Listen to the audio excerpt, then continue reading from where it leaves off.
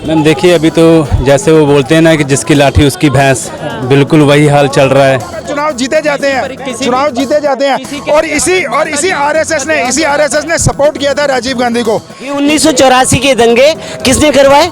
कांग्रेस ने करवाए। 1984 में सर सुन तो लो आप, बस अपने आप ही मतलब आरएसएस को रोज राहुल गांधी गालियां देते हैं। 1942 के अंदर जब भारत छोड़ो मूवमेंट था तो इसी आरएसएस ने उसका विरोध किया था। जो माफी वीर ना हो उसका नाम बता दीजिए। जवाब सर।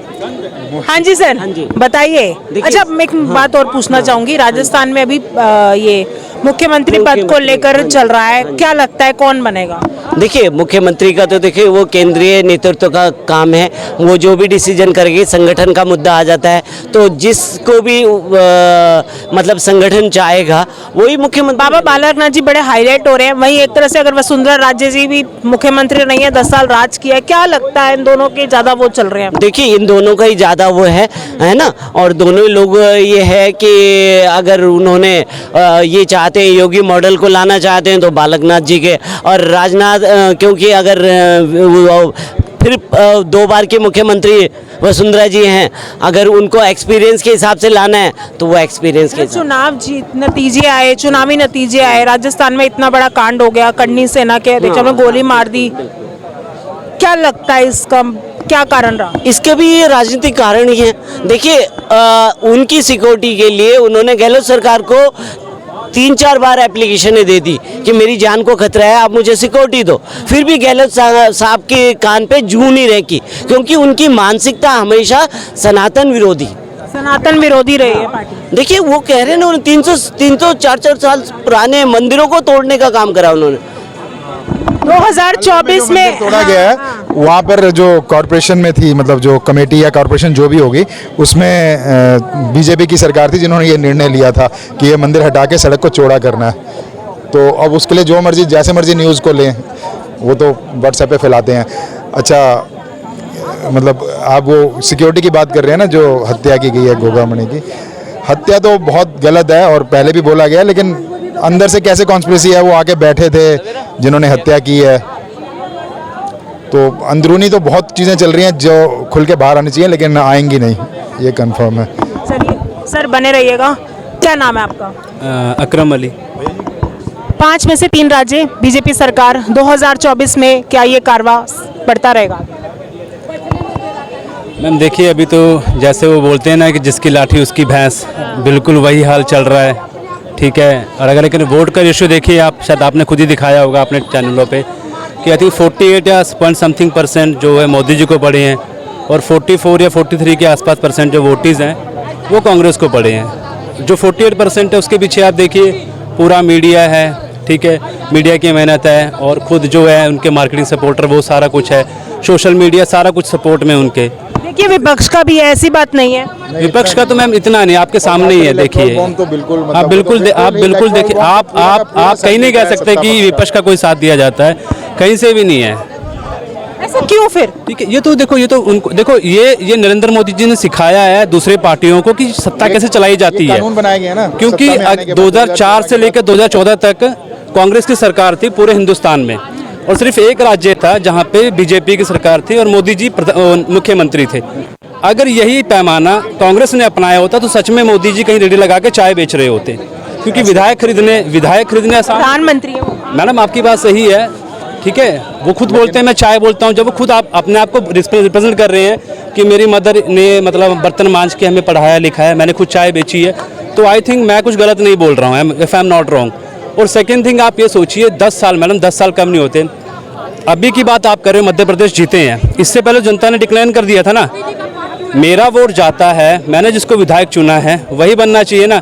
मेरे वोट के बाद विधायक अपना ईमान बेच के दूसरी पार्टी में चला जाता है, सरकार बन जाती है, ऐसा तो नहीं होना चाहिए था ना। मध्य प्रदेश में 2018 में 17 में जब चुनाव हुए थे उस टाइम तो सरकार इनकी नहीं थी ना, कांग्रेस की सरकार थी ना। सत्ता इन्होंने कैसे बनाई है? विधायक खरीद के ना। सेम महाराष्ट्र में they have done the same for the Karnataka, same for the Manipur, same for the Goa also. क्या बोलते हैं ये कि या तो पार्टी में आ जा या तेरी फाइल खोल रहे हैं हम लोग।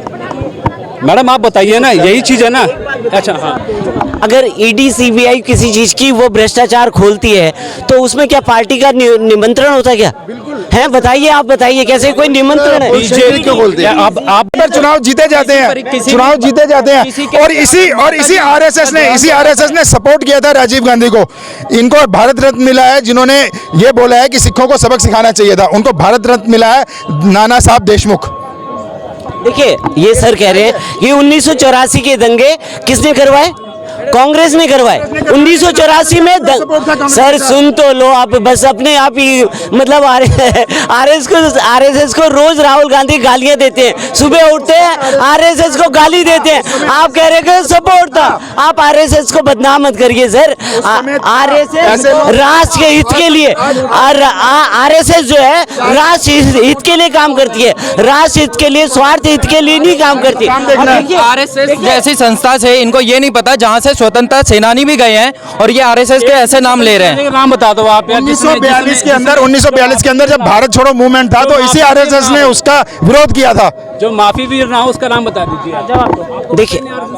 देखिए आरएसएस जो है राष्ट्र हित में काम करती है और उसके साथ में खड़ी रहती है जो राष्ट्र हित की बात करता है, ठीक है ना। और उनका सब ये देखिए कोरोना के टाइम में आपने उन लोगों ने, आरएसएस वालों ने कितना हेल्प करी लोगों की, ठीक है, खाना दिया, फूड दिया। और आप यहाँ केजरीवाल को देख लीजिए, कहाँ थे, क्या कर रहे थे? गैस की वो करवा रहे थे, दलाली करवा रहे थे, ठीक है, कहाँ जा रहे थे? शराब का घोटाला कर रहे थे। आरएसएस समाज हित के लिए काम करती है। पीएम केयर फंड के ऊपर, ठीक है, आरटीआई क्यों नहीं लगी है? आरटीआई को क्यों लगा रखी है? क्यों लगा रखी है आप बता दो। आरटीआई नहीं आप कर सकते। चाइना से चंदा नहीं लिया, उसमें चाइनीज कंपनी ने पैसा नहीं डाला क्या उसके अंदर? इनको ये पता होना चाहिए किसी भी एनजीओ में कोई भी फंड आता है उसका कोई लेखा जोखा नहीं रखा जाता है। जितने भी इलेक्शन के टाइम में, क्लियर बता रहा हूँ, इलेक्शन के टाइम में भी जो भी फंड आता है वो एनजीओ के थ्रू ही आता है। तो आप एनजीओ को अगर कहना चाहते हैं तो एड्रेस पीएम ऑफिस नहीं होता, एनजीओ का एड्रेस पीएम ऑफिस नहीं होता। अगर पीएम केयर फंड में किया जाए आरटीआई तो सारे एनजीओ को फंड में डाला जाए, लेकिन एनजीओ का एड्रेस पीएम ऑफिस नहीं होता। एक बात बताइए, अगर पीएम केयर फंड में पैसा जाता है तो वो किसके लिए? देश हित के लिए लगता है ना, देश हित के लिए, स्वार्थ हित के लिए नहीं। हमें पता होना चाहिए ना। लगा नहीं मैडम, 1 रुपए नहीं लगा देश हित में, वो हमको पता होना चाहिए। सर ऑक्सीजन के बिना मर रहे थे, पता है आपको? कहाँ पे जो हॉस्पिटलों में आप देखिए वो केजरीवाल साहब जैसे मरवा रहे थे ना। मोदी जी का भी तो बड़ा रोल रहा है। अगर ये कोरोना घोटाला कितना हुआ था आपको पता ही है? 200 की किट ला के 600 रुपए की बेची जा रही थी, पता है ना आपको? कितना बड़ा घोटाला हुआ? 200 की किट ला के 600 में बेची जा रही थी यहाँ हिंदुस्तान में। रेमडेसिविर के लिए भी लोग हमारे देश की जनसंख्या कितनी है? 145 करोड़, 145 करोड़। और ठीक है ना, और जनसंख्या क्यों नहीं आएगी सर? अगर जनसंख्या तो ये है और आपका वो जनसंख्या नहीं है, क्योंकि उनको एजुकेशन नहीं मिलती। हमारी जनसंख्या, हमारी स्ट्रेंथ क्यों नहीं बनती? क्योंकि उनको एजुकेशन नहीं मिलती। तो ये शिक्षा, बेरोजगारी, महंगाई, ये भी तो मुद्दे हैं ना। ये मुद्दे नहीं है क्या? मुद्दे हैं, मुद्दे होने भी चाहिए। देखिए देश हित के लिए सारी चीजें होनी चाहिए, पर आप ये कहें अगर अगर हमारी अर्थव्यवस्था 10वें से 5वें नंबर पे पहुंची तो ऐसे नहीं पहुंची, ऐसे नहीं पहुंचे। ये 5वें में कौन सी पहुंच गई? 80 करोड़ लोगों को राशन नहीं मिलता ठीक से। राशन राशन बिल 140 करोड़ में 80 करोड़ लोग को राशन देना पड़ रहा है। तो ये हम सबको राशन दे रहे हैं। और ये 5वीं अर्थव्यवस्था बोल रहे हैं। डॉलर 60 रुपए था, 84 हो गया।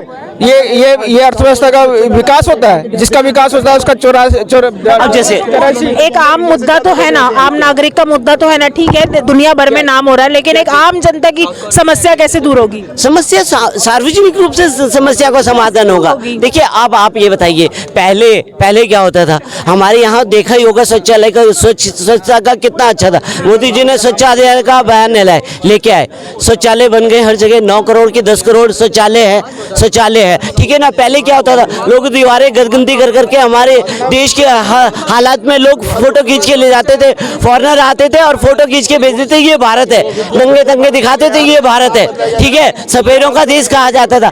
कोई सुई तक भी हमारे देश में नहीं बनती थी। ठीक है ना। और आज हम ये शौचालय की बात कर रहे हैं। हाँ। इस एरिया में छोड़ के ना दिल्ली के किसी भी कोने में चले जाओ, 20-20, 25-25 किलोमीटर तक शौचालय नहीं है। मैं तो मैं आपको बता रहा हूँ, कीर्तिनगर में 3-4 शौचालय हैं, कोई काम का नहीं है, कोई केयर टेकिंग नहीं है, कोई सिस्टम नहीं है जो शौचालय को सुचारू रूप से चलाता रहेगा। शौचालय नहीं है। इनको ये पता होना चाहिए कि दिल्ली के एक कोने से दूसरे कोने में 25 किलोमीटर में पहुंचा जा सकता है, और इनको शौचालय नहीं दिखते। अगर मैं ये बोल रहा हूँ कि शौचालय जितने भी हैं सब टूटे फूटे पड़े हैं, उसकी कोई केयरिंग नहीं है। ये शौचालय की बात कर रहे हैं। मैं बता रहा हूँ आपको, मतलब सुबह से चढ़ जाए, मतलब सुबह से चढ़ जाए और कश्मीरी गेट तक शौचालय नहीं मिलेगा आपको। यार कश्मीरी गेट का पूरा एरिया गिरा हुआ शौचालय। मैं बताऊं, बसलाबाद से लेकर कश्मीर तक कोई एक शौचालय नहीं मिलेगा बीच में। तो देखिए साउथ कोरिया की एक बात मिनट। करते हैं। बिल्कुल। ये अभी कहाँ गया, भाग गया हो? तेरे घर में कितना टॉयलेट है? हमारे घर में तो जब से है? हमने टॉयलेट देखा अपने घर में। नहीं, तेरे को कहाँ चाहिए टॉयलेट? न कहाँ चाहिए? अरे कहाँ चाहिए? अरे ये फ्लैश भी है तेरे पास? कहाँ रहता? तू रहता कहाँ? कहाँ रहता है? ये लड़ाई करेंगे नहीं, कहाँ रहे? क्या है देश के? ये गद्दार लोग हैं यार। क्या है? उम्र देखो कितनी होगी, सुनिए, फिर भी जो बीजेपी को, एक मिनट, जो बीजेपी को सपोर्ट नहीं करेगा वो गद्दारों का। कैसे बोलेगा वो? उसको उम्र मत देखो उसको। आज सरकार और देश में भेद खत्म किया जा रहा है। सरकार और देश अंगुली सुनने वाले लोग हैं ये। कोरिया की बात दिखा रहा है यहाँ। कोरिया क्या है कि वो तानाशाह कंट्री है, उसकी बात यहाँ कर रहा है। आप मेरी बात सुनिए, नॉर्थ कोरिया तो है ना, वो तो नॉर्थ कोरिया। आप मेरी बात सुनेंगे। ये नॉर्थ कोरिया को बिलोंग करने वाले हैं। अरे क्या फिर क्या बात किया? देखिए सर, 9 करोड़ शौचालय बन गए मैडम। उज्ज्वला योजना से 10 करोड़ घरों को गैस सिलेंडर मिल गए हैं, ठीक है ना। और आवास योजना से कई वो कह रहे हैं सिर्फ ये कागजों पे है, मिले नहीं है। मैडम कागजों पे इन लोगों को लगता है ना, जिनकी मानसिकता ही देश हित की ना हो, उन यही बोलेंगे। देखिए देश हित की मानसिकता होनी चाहिए। और जो काम हुए हैं मोदी जी के काम में, मोदी जी के राज में 10 साल के अंदर में बहुत सारे काम हुए, देश की गति मिली है हमारे देश को। $4 मिलियन की संपत्ति आ गई हमारी। चलिए ये देश है हमारा, ये देश है हमारा। चलिए खैर ये सब तो चलता रहेगा, कोई पक्ष में विपक्ष में बोलता रहेगा, और हम भी आपके सामने लेकर आते रहेंगे चुनावी यात्रा। 2024 की कौन बनाएगा सरकार, ये तो जनता तय करेगी। फिलहाल इस वीडियो में इतना ही, क्योंकि हम हैं न्यूज़ डेस्क, आपसे आप तक, आपके लिए। जय हिंद, जय भारत।